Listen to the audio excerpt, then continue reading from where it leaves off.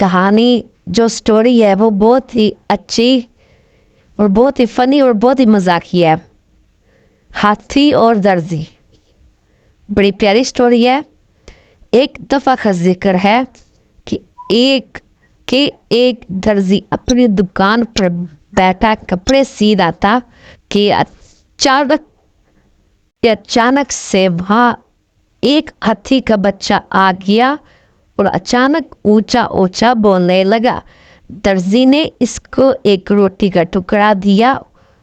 वो हाथी हमेशा दर्जी की दुकान पर आता था।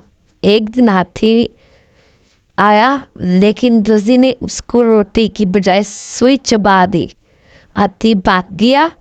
अगले दिन हाथी फिर आ गया लेकिन इसकी सूंड में कीचड़ से भरी हुई थी और इसने अपनी सूंड से कीचड़ दर्जी के कपड़ों पर फेंक दिया।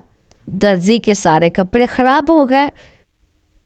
दर्जी सर पकड़ कर रोने लगा। इस कहानी से हमें सबक मिलता है कि जैसा करोगे वैसा बढ़ोगे। आप कहानी सुन के एंजॉय तो किया होगा और मज़ा भी आया होगा। बहुत अच्छी कहानी थी और बहुत इंटरेस्टिंग मज़ेदार थी और काफ़ी फनी थी।